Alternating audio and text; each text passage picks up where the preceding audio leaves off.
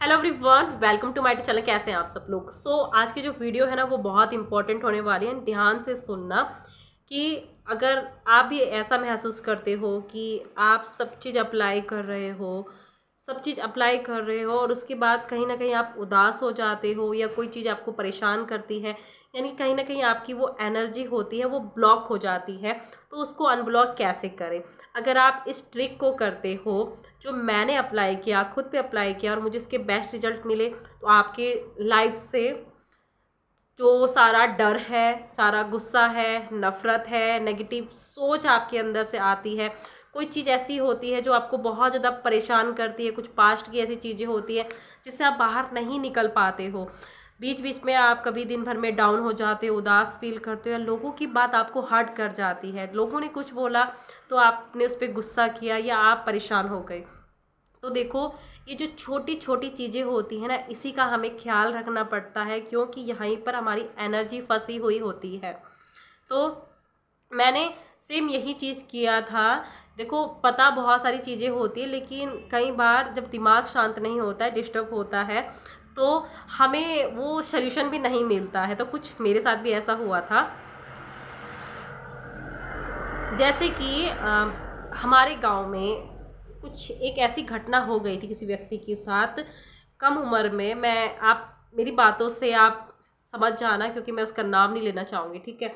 तो उसके साथ ऐसी घटना हो गई जो माइंड मेरा एक्सेप्ट नहीं कर रहा था कि ऐसा नहीं होना चाहिए था, बहुत गलत हुआ है, क्योंकि जान पहचान का ही व्यक्ति था वो। तो ऐसे वो चीज़ मतलब बहुत ज़्यादा डिस्टर्ब कर रही थी, बहुत ज़्यादा परेशान कर रही थी कि ऐसा नहीं होना चाहिए था। नए साल के दिन ऐसी घटना उस इंसान के साथ हुई, तो वो चीज़ मुझे बहुत ज़्यादा डिस्टर्ब करती, बहुत परेशान कर रही थी।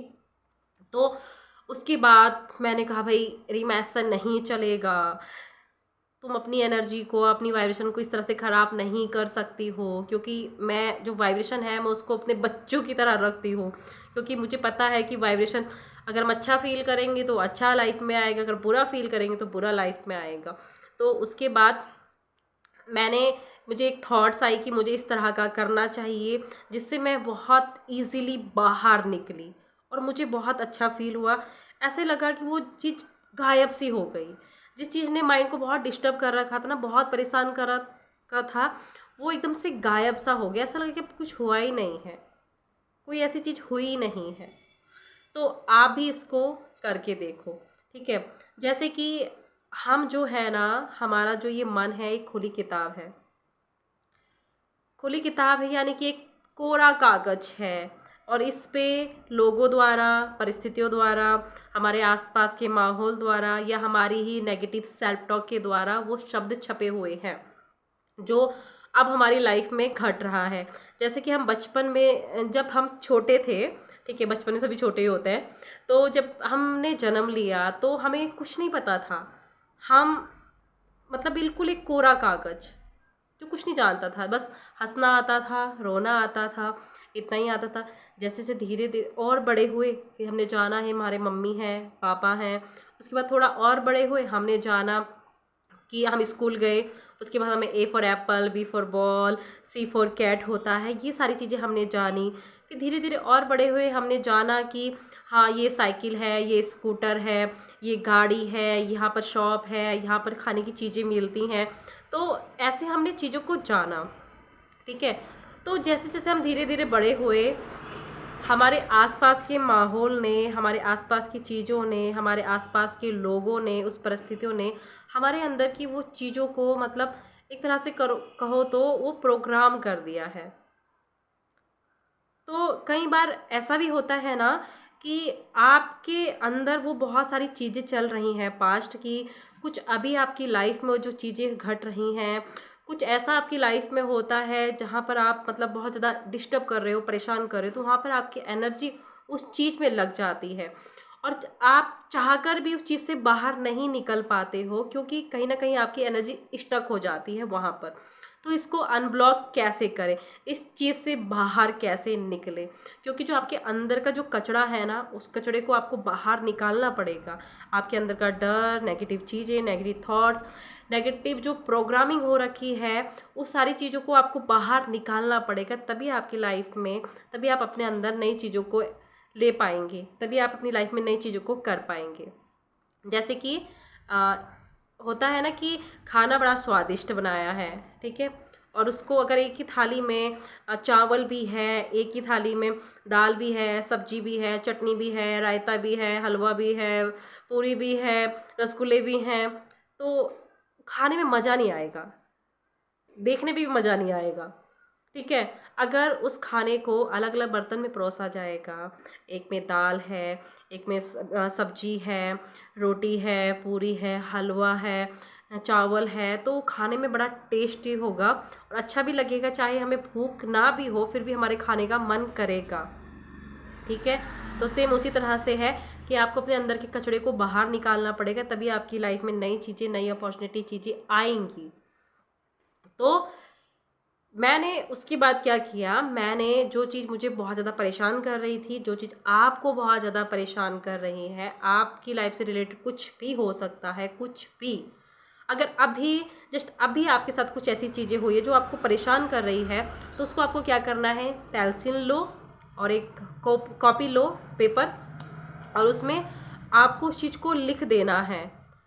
जैसे कि जब मुझे उस तरह का थॉट्स आ रहा था तो मैंने लिखा कि ये चीज़ मुझे बहुत ज़्यादा डिस्टर्ब कर रही है, इस चीज़ ने मुझे बहुत परेशान किया, मुझे बहुत बुरा फील हुआ, उस इंसान के साथ ऐसा नहीं होना चाहिए था, मुझे बहुत बुरा लगा, मैं कहीं ना कहीं चीज़ से बहुत परेशान हुई। तो मैंने ऐसे लिख दिया जो मैं अपने अंदर फील कर पा रही थी उस चीज़ को, तो मैंने लिख दिया।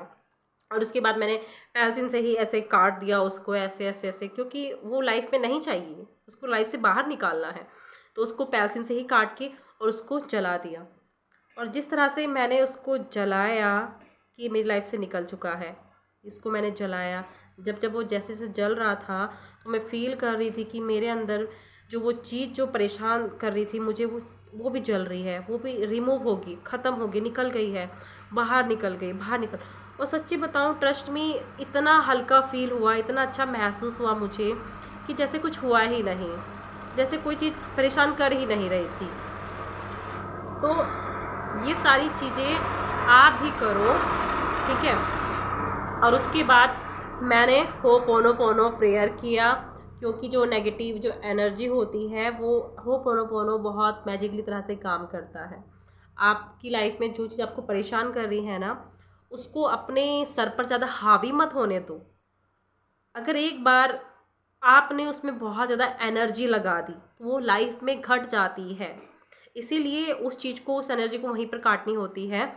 उस चीज़ में आपने ज़्यादा एनर्जी नहीं लगानी होती है।